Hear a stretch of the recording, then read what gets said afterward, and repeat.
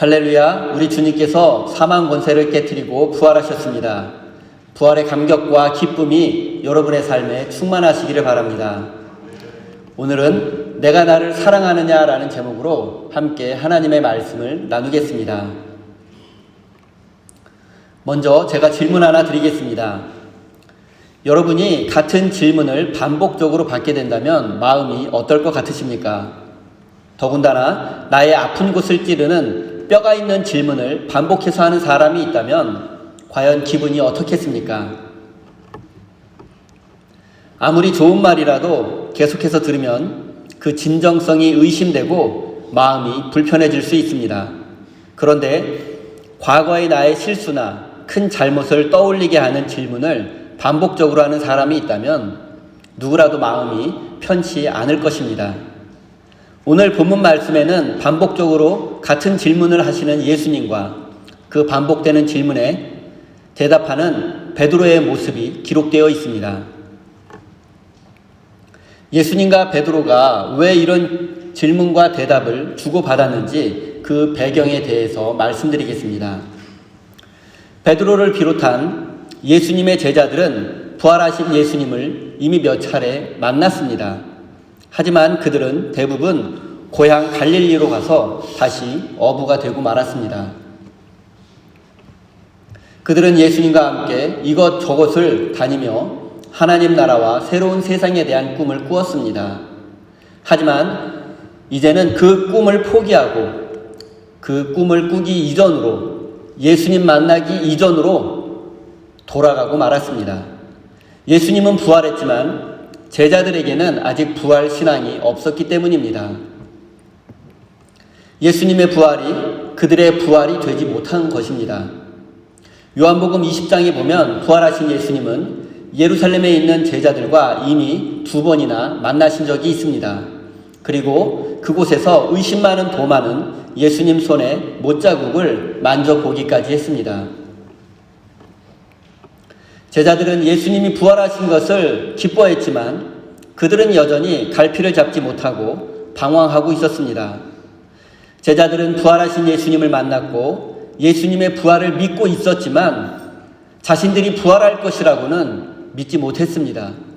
예수님의 부활이 자신들의 부활이 될 것을 믿지 못했던 것입니다.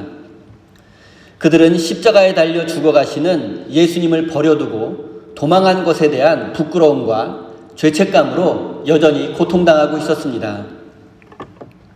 더군다나 예수님의 수제자였던 베드로는 예수님을 3번이나 부인한 것으로 인해서 자신은 더 이상 예수님의 제자가 될 자격이 없다며 스스로 자책하고 있었습니다.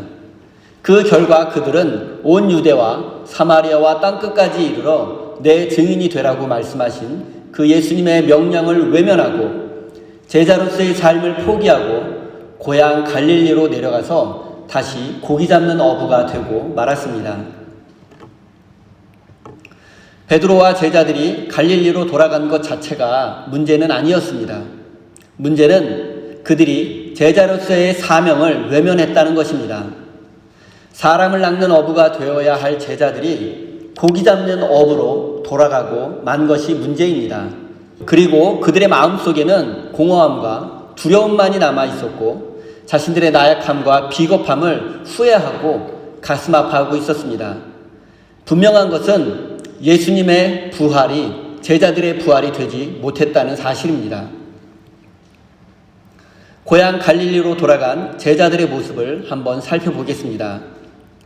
제자들 중에 가장 먼저 갈릴리로 돌아가서 어부가 될 것을 결정한 사람은 수제자 베드로였습니다.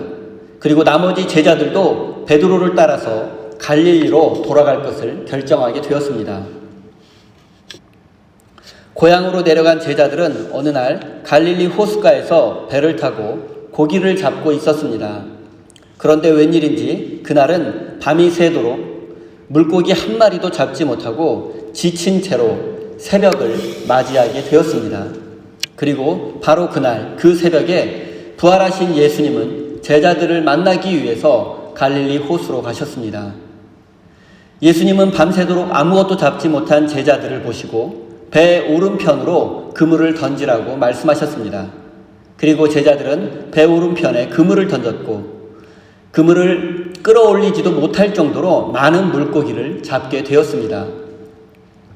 요한복음 기자는 그 물고기 숫자가 153마리였다라고 기록하고 있습니다. 그제서야 제자들은 오른편에 그물을 던지라고 말씀하신 분이 바로 부활하신 예수님이라는 사실을 깨닫게 되었습니다.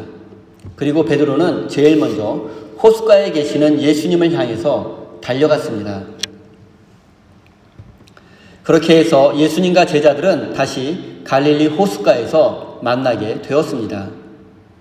그리고 예수님은 미리 준비한 빵과 구운 생선으로 제자들에게 아침 식사를 대접해 주었습니다. 예수님은 밤새도록 그물질하느라 지쳐있는 제자들에게 와서 아침을 먹으라고 말씀하셨습니다. 그리고 오늘 본문 말씀에 기록된 내용인 내가 나를 사랑하느냐라고 3번 물으셨습니다. 여러분, 이 이야기를 들으시면 뭔가 비슷한 장면이 하나 떠오르지 않습니까? 예수님께서 공생의 초기에 처음 제자들을 부르시는 장면을 한번 생각해 보십시오. 오늘 본문의 내용과 오버랩되는 부분이 많이 있을 것입니다. 예수님은 베드로를 비롯한 어부들에게 깊은 데로 가서 그물을 던지라고 말씀하셨고 어부들은 말씀에 의지하여 깊은 데로 가서 그물을 던졌습니다.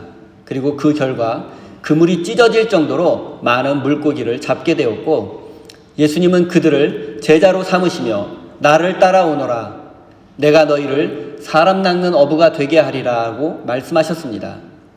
그리고 베드로는 바로 그 순간부터 그물을 버려두고 모든 것을 버려두고 예수님을 따르는 제자가 되었습니다.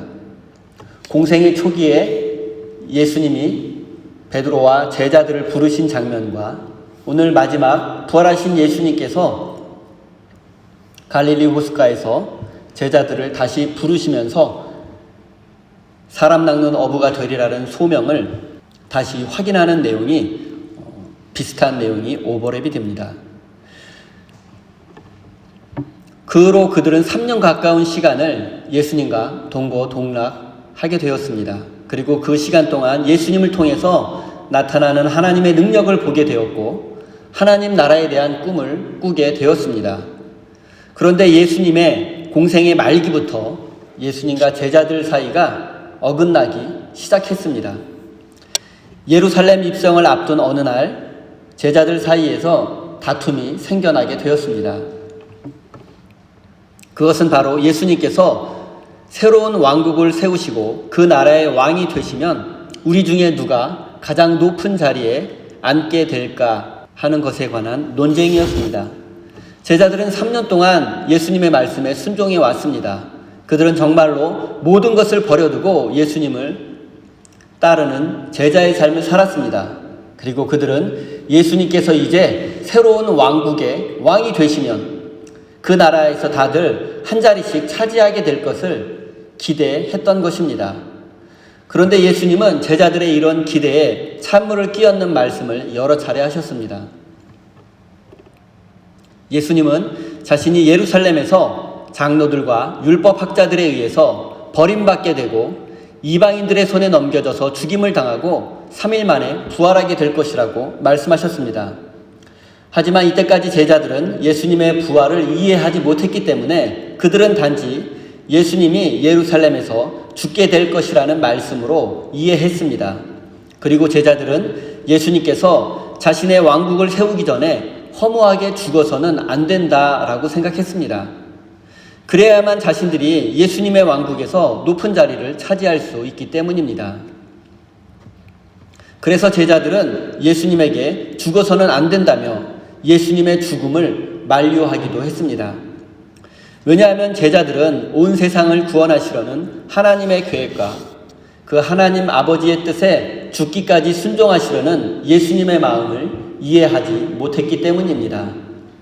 하지만 제자들의 입장에서는 공생의 초기에 병자들을 고치시며 권력자들을 꾸짖으셨던 당당하고 멋진 예수님의 모습은 사라지고 인자가 고난을 받게 될 것과 죽게 될 것이라는 나약한 말씀을 하시는 것을 이해하기 어려웠고 받아들이기도 힘들었습니다.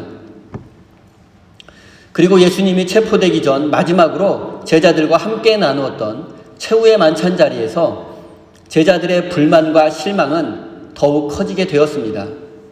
예수님은 이때 이미 자신의 십자가 죽음을 예감하고 계셨습니다. 그래서 제자들에게 이것은 죄 사함을 얻게 하려고 많은 사람을 위하여 흘리는 바 나의 피, 곧 언약의 피라고 말씀하셨습니다. 우리는 지금 이 말씀을 우리의 죄를 대신해서 죽은 예수님을 기억하고 기념하기 위한 성찬 예식의 말씀으로 사용하고 있습니다. 하지만 이 말씀을 최후의 만찬 자리에서 처음 들었을 제자들은 아마도 예수님께서 힘없이 죽게 될 것이라는 뜻으로 오해했을 것입니다. 그리고 또한 예수님은 제자들을 향해서 너희가 모두 나를 버리고 배반하게 될 것이라고 말씀하기도 하셨습니다. 그러자 베드로는 모두가 주를 배반할지라도 나는 주님을 배반하지 않겠습니다 라고 호언장담하기까지 했습니다. 그러자 예수님은 그냥 넘어가 주지 않으시고 베드로를 향해서 오늘 밤 닭이 울기 전에 내가 나를 3번 부인하게 될 것이라고 말씀하셨습니다. 베드로와 제자들의 입장에서 이 상황을 한번 생각해 보십시오. 자신들을 인정해 주지 않고 모두 배반하고 도망칠 것이라는 말씀, 게다가 수제자인 베드로에게는 예수님을 3번이나 부인하게 될 것이라는 말씀을 하셨습니다. 이 말씀을 들었던 베드로와 제자들은 아마도 예수님을 향한 섭섭함과 실망의 마음을 갖게 되었을 것입니다. 도대체 왜 우리의 믿음을 인정해 주지 않고 믿어주지 않으시는 것인지, 자신들의 진심을 알아주지 않는 예수님께 마음이 크게 상했을 수 있습니다. 예수님을 향한 베드로와 제자들의 사랑과 존경은 진심이었습니다. 하지만 그들은 예수님의 온 세상을 위한 십자가 죽음을 이해하지 못했습니다. 그리고 예수님과 함께 십자가의 길을, 고난의 길을, 버림받음과 패배의 길을 함께 걸어갈 준비가 되어 있지 않았습니다. 그 결과 베드로는 그날 밤 예수님을 3번이나 부인하게 되었고 나머지 제자들도 모두 예수님의 십자가를 외면하고 도망치고 말았습니다. 그리고 예수님은 십자가 위에서 죽음을 당하셨습니다. 하지만 하나님은 십자가 위에서 죽으신 예수님을 3일 만에 다시 살려내셨습니다. 예수님께서 부활하셨습니다. 그리고 부활하신 예수님은 제자들을 2번이나 벌써 만나 주셨습니다.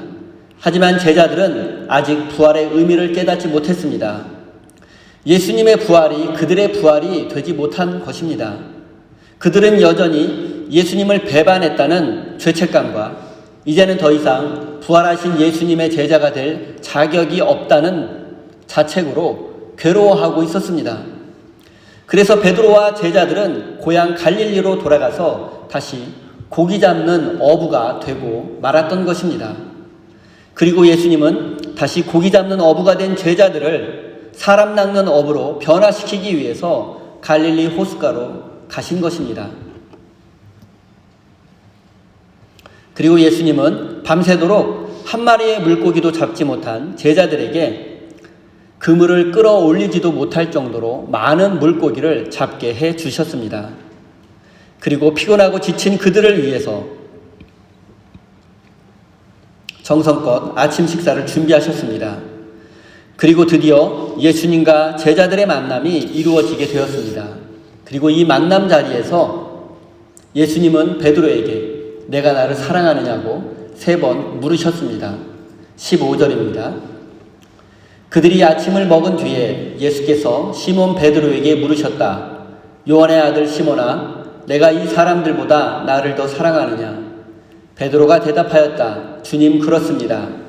내가 주님을 사랑하는 줄을 주님께서 아십니다. 예수께서 그에게 말씀하셨다. 내 어린 양떼를 먹여라.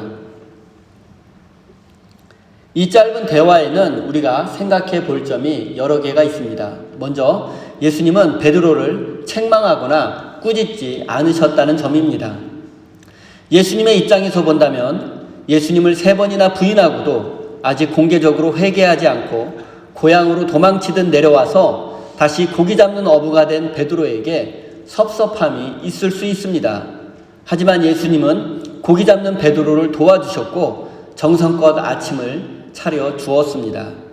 그리고 내가 나를 사랑하느냐고 물어보았을 뿐입니다.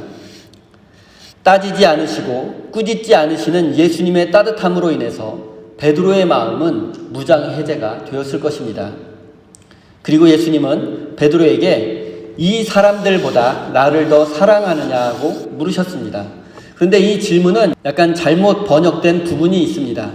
이 질문을 헬라어 원문의 의미를 살려서 정확하게 번역해보면 이 사람들을 이것들로 번역해야 합니다. 그러니까 정확한 번역은 내가 이것들보다 나를 더 사랑하느냐라는 것이 됩니다.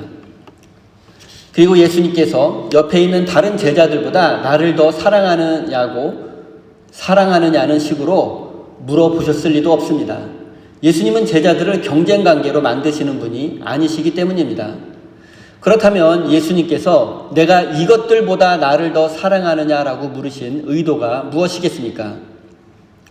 여러분, 여기서 이 질문에서 이것들은 과연 무엇이라고 생각하십니까? 예수님께서 베드로에게 이것들보다 나를 더 사랑하느냐라고 물으셨는데 그 이것들은 무엇이겠습니까? 그것은 바로 조금 전에 잡은 물고기 153마리입니다. 그리고 이 정도의 물고기를 시장에 내다 팔면 큰 돈을 벌 수 있습니다. 그렇다면 예수님께서 질문하신 내용의 의미가 더욱 정확해집니다. 부활하신 예수님은 자신을 3번이나 모른다고 부인한 베드로에게 내가 이 물고기들보다 나를 더 사랑하느냐, 내가 이 돈들보다 네가 이 돈보다 나를 더 사랑하느냐라고 물으신 것입니다. 베드로는 요한복음 21장 3절에 분명히 나는 물고기 잡으러 가노라라고 말했고 즉시 어부가 되었습니다. 그런데 예수님은 베드로에게 그 물고기보다 나를 더 사랑하느냐, 즉 고기 잡는 어부가 아니라 사람을 낚는 어부가 되고 싶으냐고 물어보신 것입니다. 그리고 베드로는 예수님께서 질문하신 내용의 의미를 즉시 알아차렸을 것입니다. 하지만 자신이 이미 예수님을 배신한 전력이 있기 때문에 대답하기 어려웠을 것입니다. 베드로는 여전히 예수님을 사랑하고 있었지만 부끄러움과 죄책감 때문에 당당히 사랑한다고 대답할 수 없었습니다. 당당히 사람을 낚는 어부가 되고 싶다고 대답할 수 없었습니다. 그리고 자신의 연약함을 이제는 알고 있었기 때문에 더욱 조심스러울 수밖에 없었습니다. 내가 죽는 한이 있더라도 주님을 배반하지 않겠다라고 대답했던 자신의 맹세가 허무하게 무너진 것을 깨닫고 자신의 연약함을 깨닫고 주님 앞에 대답하기가 더욱 조심스러울 수밖에 없었습니다. 그래서 베드로는 힘없는 목소리로 내가 주님을 사랑하는 줄 주님께서 알고 계실 것입니다라고 대답할 수밖에 없었습니다. 그러자 예수님은 베드로를 향해서 내 어린 양떼를 먹이고 내 양떼를 쳐라라고 말씀하셨습니다. 예수님은 이렇게 3번 물으셨고 베드로는 똑같이 3번 대답했습니다. 이렇게 3번이나 반복되는 질문과 대답 속에서 우리는 예수님께서 베드로에게 이런 질문을 하신 의도를 알 수 있습니다. 그것은 바로 여전히 주님을 사랑하고 있는 베드로에게 예수님의 어린 양떼를 맡기기 위함입니다. 사랑하는 성도 여러분, 예수님은 3번이나 사랑을 고백한 베드로에게 다시 제자로서의 사명을 일깨워 주기 원하셨습니다. 무너진 그의 마음을 다시 일으켜 세워주고 상하고 지친 그의 마음을 다시 회복시켜 주기를 원하셨습니다. 그래서 지금 물고기 잡는 어부가 된 베드로를 사람을 낚는 어부로 변화시키려고 하신 것입니다. 예수님의 부활이 이제 베드로의 부활이 되게 하려 하신 것입니다. 세상에서는 실력 있고 능력 있는 사람에게만 중요한 일을 맡깁니다. 그리고 한 번이라도 실패하게 되면 무능력한 사람 또한 패배자라는 낙인이 찍히게 되고 다시는 기회를 잡기 어렵게 됩니다. 세상에서는 한 번 배신한 사람은 또다시 배신할 것이라며 잘 믿어주지 않습니다. 하지만 예수님은 다릅니다. 능력 없고 배신까지 한 베드로에게 다시 중요한 사명을 맡겨주셨습니다. 예수님은 다시 그를 믿어주셨고 기회를 주셨습니다. 부활하신 예수님께서 이제 하늘로 승천하시게 되면 이 땅에 남겨진 예수님의 어린 양들, 즉 교회와 성도들을 돌보는 책임을 베드로에게 맡겨주신 것입니다. 예수님은 우리의 과거를 묻거나 꾸짖지 않으십니다. 단지 우리가 예수님을 사랑하고 있는지 확인하고 싶어 하실 뿐입니다. 사랑하는 성도 여러분, 우리가 예수님을 진심으로 사랑하기만 한다면 예수님은 얼마든지 우리에게 사명을 주시고 우리를 사용하여 주실 것입니다. 세상은 우리를 신뢰하지 않고 의심할지라도 예수님은 우리의 연약함을 아심에도 불구하고 우리를 믿어주십니다. 그리고 우리에게 당신의 사랑하는 어린 양떼를 맡겨주십니다. 비록 지금 우리가 연약하고 부족하고 준비가 되어 있지 않아도 예수님은 지금 우리의 모습을 보시는 것이 아니라 우리 안에 있는 가능성을 보시기 때문입니다. 그리고 우리에게 당신의 양떼를 기쁨으로 맡겨주실 것입니다. 그리고 이제 우리가 해야 할 일은 예수님의 어린 양들을 돌보는 것임을 가슴 깊이 새기시기 바랍니다. 그렇다면 이제 우리가 돌봐야 할 예수님의 어린 양떼는 어떤 사람들이겠습니까? 어린 양은 어린 아이들뿐만 아니라 이 세상의 그늘진 곳에서 의지할 곳 없고 방황하며 고통 가운데 있는 이 시대의 모든 가난하고 병든 자들, 고난과 고통 가운데 있는 사람들을 의미합니다. 그리고 지금 이 세상에서 가장 어린 양은, 우리가 돌봐야 할 예수님의 가장 작은 어린 양은 바로 전쟁의 참화 속에서 고통당하는 우크라이나 백성들일 것입니다. 사랑하는 성도 여러분, 부활하신 예수님은 우리에게 당신의 어린 양떼를 맡기셨습니다. 그들을 잘 돌보라는 사명을 주셨습니다.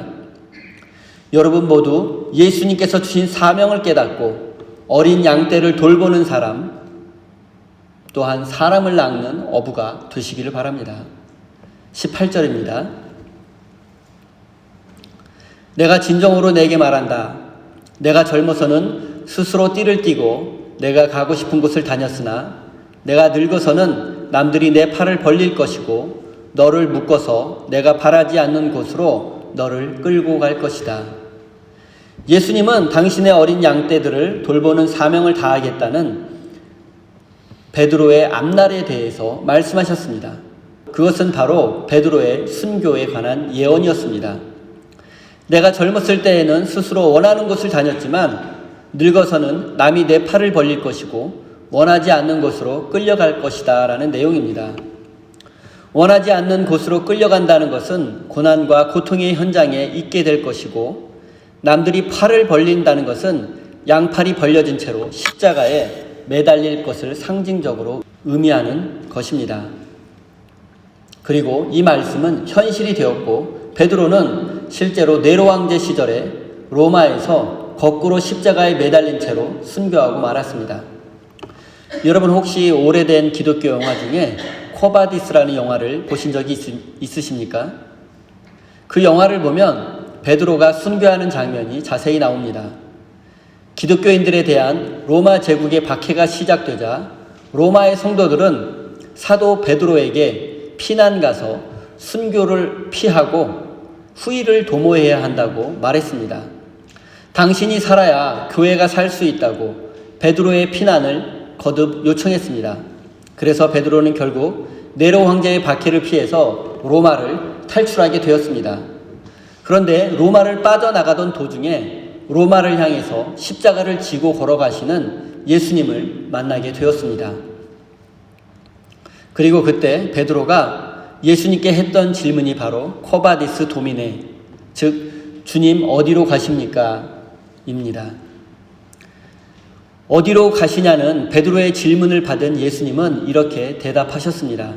나는 내가 지기 싫어서 버린 십자가를 지러 로마로 가는 중이다. 환상 가운데 예수님을 만난 베드로는 다시 로마로 향했고 그는 예수님처럼 똑바로 십자가에 매달릴 자격도 없다고 말하며 거꾸로 십자가에 매달린 채 순교하고 말았습니다. 사랑하는 성도 여러분, 베드로는 더 이상 예수님을 3번이나 부인했던 그 비겁한 베드로가 아니었습니다.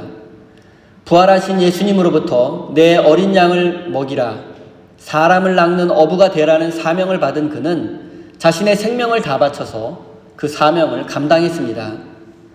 예수님을 사랑한다는 것은 예수님의 어린 양들을 돌보는 것이고 사람을 낚는 어부가 되는 것입니다. 그리고 그 사명을 이루기 위해서는 우리의 생명까지도 아낌없이 바칠 수 있어야 합니다. 그리스도인은 예수님을 생명의 주인으로 믿는 사람들입니다. 따라서 우리의 생명과 우리의 인생은 우리의 것이 아니라 우리 삶의 참된 주인 되시는 예수님의 것입니다. 사랑하는 성도 여러분, 부활하신 예수님은 지금도 우리에게 내가 나를 이것들보다 더 사랑하느냐라고 묻고 계십니다. 그리고 여러분이 주님의 그 질문에 네, 사랑합니다라고 대답한다면 그 사랑의 의미는 바로 예수님의 어린 양들을 돌보는 것이고 사람을 낚는 어부가 되어서 생명을 아끼지 않고 충성하겠다라는 의미라는 사실을 기억하십시오. 사랑하는 우리 세임교회 성도 여러분, 예수님은 우리가 주님을 사랑한다고 고백하기만 하면 우리의 과거 그리고 우리의 환경과 조건을 따지지 않고 우리에게 사명을 맡기시는 분이십니다. 여러분 모두 예수님을 진실로 사랑하는 사람이 되어서 예수님의 어린 양을 돌보는 참된 사람 낚는 어부가 되시기를 부활하신 우리 주님 예수님의 이름으로 간절히 축원드립니다. 기도하겠습니다. 사망 권세를 깨뜨리고 부활하신 주님, 우리는 주님을 부인했던 베드로보다 더 약하고 부족한 존재들입니다. 하지만 주님께서는 우리의 연약함을 꾸짖지 않으시고 사명을 주시고 능력을 주시는 분이십니다. 하나님, 우리가 베드로처럼 죄책감에 사로잡혀 주님의 제자가 될 자격이 없다고 생각하며 다시 예수님 만나기 이전의 삶으로 예수님 없는 삶의 자리로 돌아가지 않게 붙잡아 주십시오. 연약하고 부족한 우리를 다시 일으켜 세우시고 힘과 능력을 주시고 사명을 맡겨주실 것을 믿으며 순종하는 사람이 되게 해 주십시오. 내가 이것들보다 나를 더 사랑하느냐고 물으시는 주님의 음성에 언제나 주님을 사랑한다고 대답할 수 있는 믿음을 주시고 주님의 어린 양들을 돌보고 사람을 낚는 어부의 삶을 살아낼 수 있도록 인도해 주십시오. 하나님, 사랑하는 성도들이 주님의 부활을 기뻐하며 감사와 감격의 예물을 올려드립니다. 이 예물 속에 담겨있는 저들의 사랑과 믿음을 받아주시고 저들의 삶에 하나님께서 주시는 기쁨과 평화가 날마다 샘솟게 하여 주십시오. 사랑하는 성도들이 이 세상을 살아가는 동안 물질적인 문제로 고통당하지 않도록 풍성한 은혜를 내려주시고 또한 물질의 노예가 되지 않도록 지켜주십시오. 감사드리며 예수님의 이름으로 기도드립니다. 아멘.